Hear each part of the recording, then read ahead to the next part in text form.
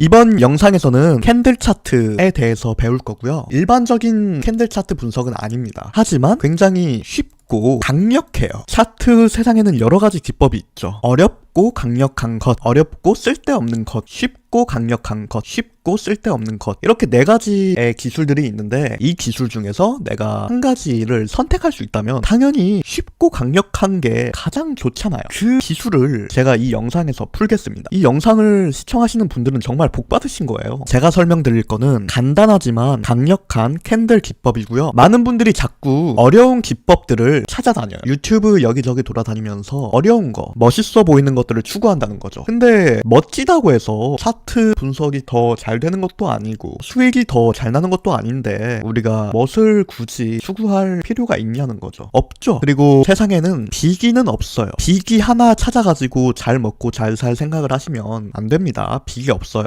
마찬가지로 지름길도 없다. 그러면 뭘 해야 되냐? 기본기가 최고다. 제가 오늘 말씀드릴 부분은 기본기입니다. 거두절미하고 바로 보겠습니다. 자, 먼저 여기를 한번 볼게요. 여기 보면 음봉 캔들이 크게 떨어지면서 급락을 했죠. 급락 자리인데 그러면 우리가 이런 자리에서 패닉셀을 하기가 딱 좋단 말이죠. 무서우니까. 하지만 이것 하나만 알게 되시면 이런 자리에서 패닉셀을 하는 경우는 0%에 수렴하게 됩니다. 그럼 그게 대체 무슨 기법이냐? 바로 급변동 지점을 전부 되돌리면 튕겨낸다 라는 이론입니다. 바로 볼게요. 보세요. 여기 이렇게 급변동이 시작했죠. 연속적인 양봉 구간이 있어요. 근데 급락을 했지만 결국에 지지해준 구간이 어디죠? 연속적인 양봉 구간, 이 구간의 시작점에서 정확하게 지지하고 반등하는 모습을 보여준다. 그쵸? 다른 구간도 보겠습니다. 자, 볼게요. 여기 급락을 했습니다. 급락을 시작한 지점이 여기죠. 여기. 그리고 이렇게 가다가 다시 되돌아오니까 정확하게 저항을 받고 내려간다는 거죠. 똑같잖아요. 여기가 바로 옆에 또 있네요.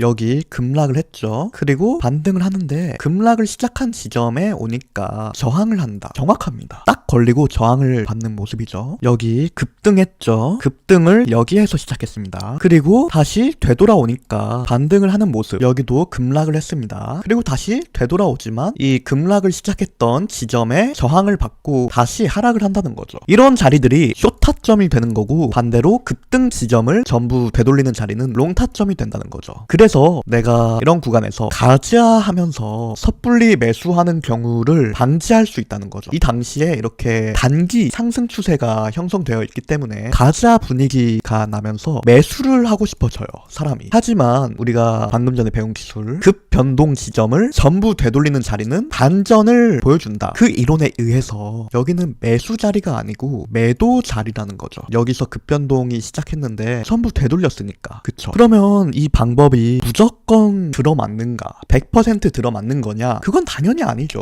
죄송하지만 100% 기법은 없습니다. 그렇기 때문에 우리는 뭘 배워야 된다? 대응을 배워야 된다. 대응에 대해서도 설명드리겠습니다. 자, 여기 딱 좋네요. 여기 급락이 시작했죠. 이렇게. 그리고 다시 상승을 해서 급락이 시작했던 지점에 왔습니다. 그러면 여기는 우리가 배운 대로라면 매도 자리, 숏 자리인데 그냥 돌파를 했습니다. 그쵸? 그러면 이건 무슨 뜻이냐? 여기에서 물린 매수 개미들을 전부 구조해줬다는 거죠. 하지만 거기에서 멈추지 않고 돌파까지 했다? 그러면 매수 개미를 구조해주는 수준에서 멈추는 게 아니라 더 올라가겠다는 뜻입니다. 여기처럼 급락을 시작했던 자리는 강력한 저항 구간입니다. 그런데 거기를 돌파한다? 그러면 더 간다. 다른 것도 볼게요. 자, 여기 급등을 했죠. 그리고 급등을 다 되돌리는 자리에 왔습니다. 하지만 이탈했습니다. 그럼 뭐다? 추가적으로 하락을 할 수 있다. 그리고 이 자리가 보세요. 정확하게 저항선이 되는 모습. 원래 여기는 지지를 해줘야 되는 구간이에요. 하지만 지지하지 못하고 한 번에 이탈했죠. 그 다음에 즉각적으로 저항선으로 뒤바뀐 모습이라고 볼 수 있겠습니다. 여기도 급등을 했죠. 그러면 여기는 지지선입니다. 하지만 약간 반등을 했다가 이탈했어요. 그러면 여기는 뭐가 된다? 저항선이 된다. 그리고 저항선으로 뒤바뀐 다음에 추가적인 하락을 하는 모습이죠. 바로 밑에 또 있네요.